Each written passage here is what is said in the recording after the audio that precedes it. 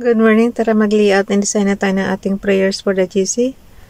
Using cellphone tayo, DocSops and SlideSops ang ating ginagamit na pang design. Bilisan na natin ang maipasa na natin ito. 04 February 2025, nandito tayo sa kay Ralph muna. But before that, yung ating font is Comforta.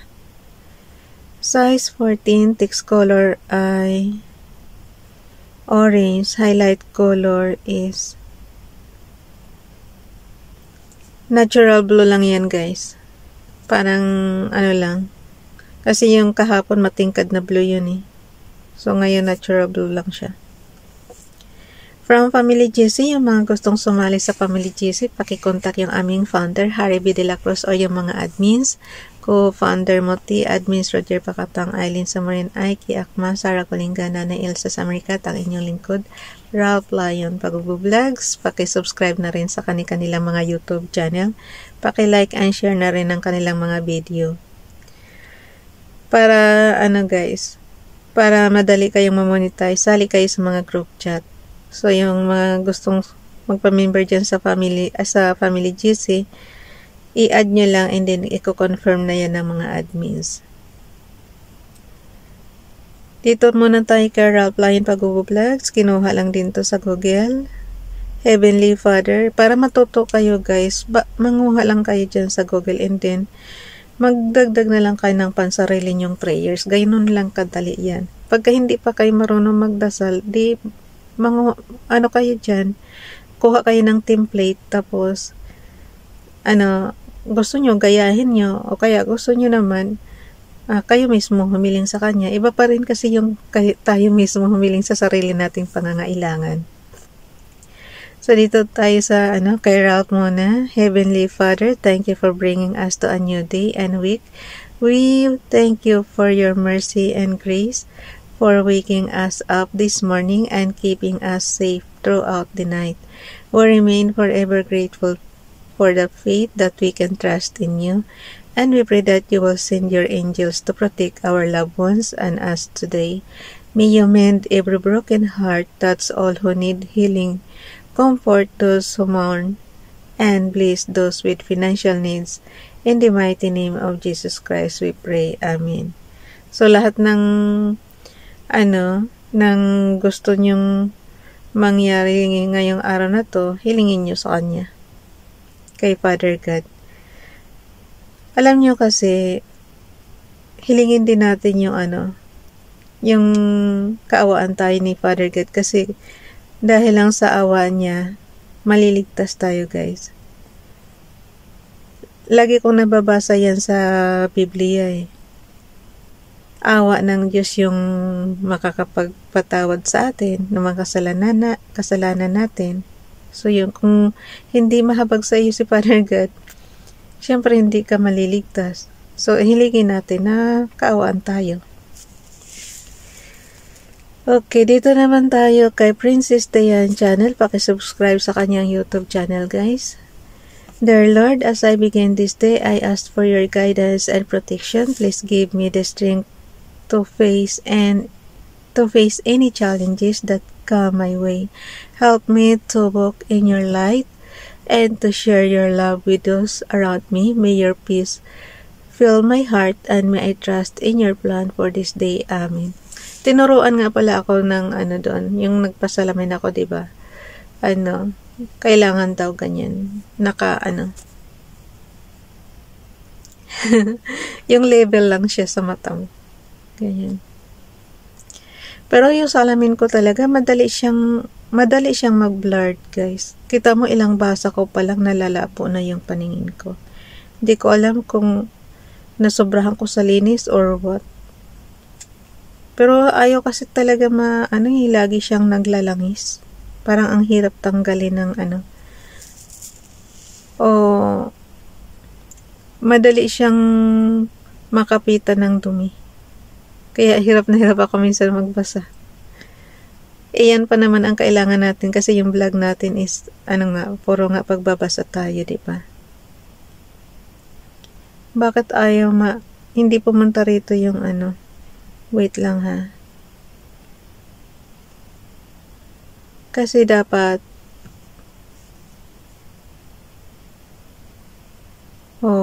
Wala, hindi siya updated. So, basahin na lang natin yung i-repost prayers natin. Edit slide tayo. Kasi pag hindi mo inedit yan, hindi mo yan makikita. So, dito tayo. Yung repost prayers lang ang nandito pa, hindi pa pumasok yung binasa natin sa DocSapps. Kasi diba sabi ko sa inyo, sa ibang CP ko yung ginawa. So, syempre, pagka kumbaga sana mabagal yung internet connection nito. 04 February 2024 from Family GC. Yung repost prayers natin to guys last year.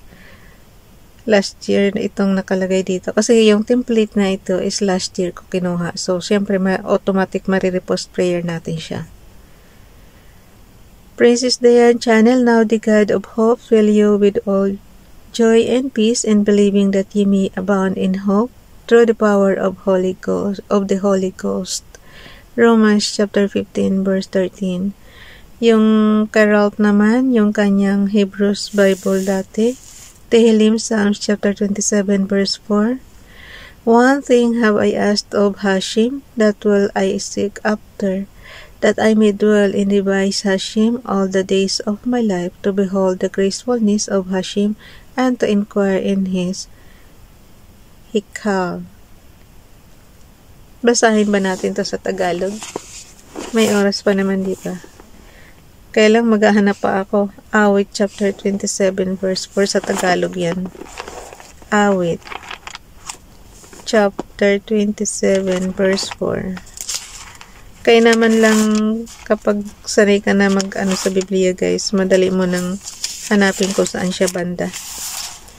Awit chapter 27 verse 4. Sabi ko na nga ba pagka Hashem guys, Yahweh yan sa Tagalog.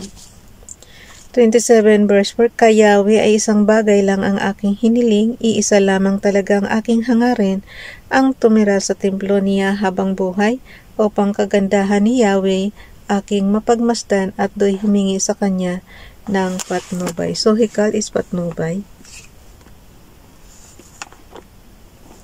Oh.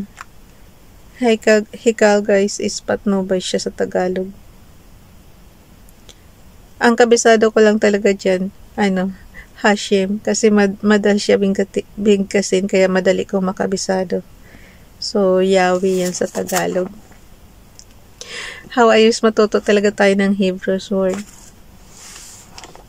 Nanay Elsa sa Amerika, pakisubscribe. Today is a gift and a blessing from God to you. Smile and enjoy it. Have a wonderful day. Kinuha niya yan sa wishes1234.com. Dito naman tayo kay FB Donalyn. Pakifollow sa kanyang Facebook account. When love resides in your heart, life will always be beautiful. Every day is a miracle. Every moment is a grace. Every heartbeat is a blessing. Every life is a gift from God. Amen. Good morning. Thank you, Nining Donalyn. Di talaga pumasok yung ginawa natin na ginawa natin sa DocSapps. Yaan mo na. Tingnan natin sa ating storage ko, nandoon siya. Pag hindi pa rin, ibig sabihin mabagal talaga internet ko. Ayaw magpasa kaagad sa isang cellphone. Oh, wala nga. Ayan, mayroon siya. So, ibig sabihin yung slides apps ang mabagal. Ayaw pumasok eh. So, ito na siya. Kailangan ko ng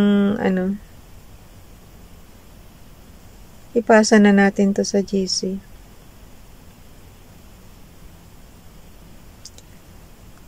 Baguhin ko na kaya yung second column guys.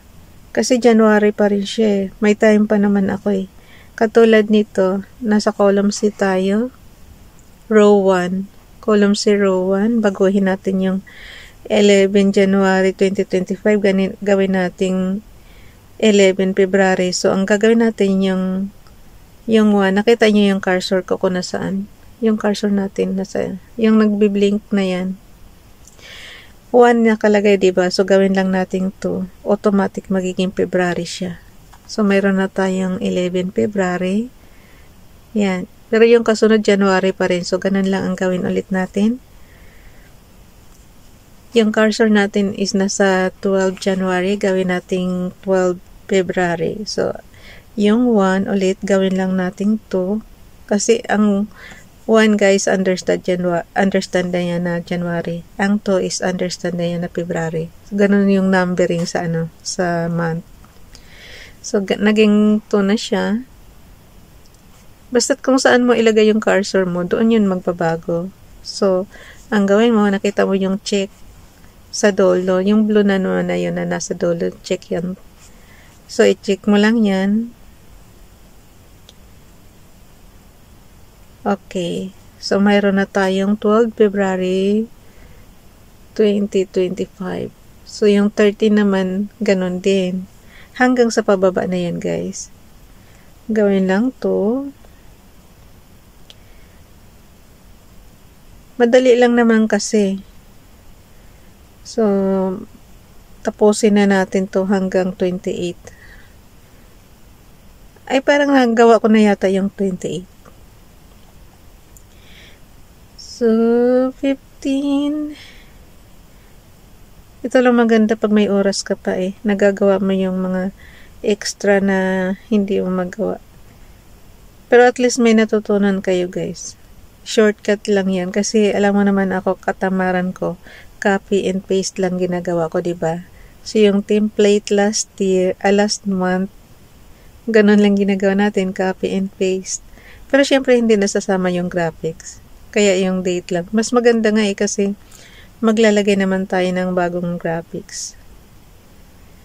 Kung hindi, mas nakakapagod yun, pati graphics, i-delete mo, diba? Kainaman lang nito, pang shortcut ba? Yan. Yung mga tamad dyan na katulad ko, ganun lang gawin nyo.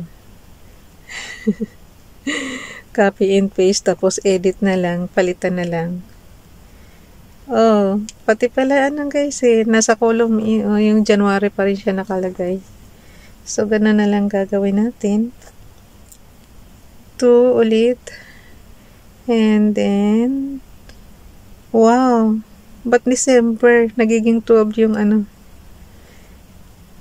ang 1 hindi ko siya na-delete ng, yan. So, 21 February. Ano ba yan?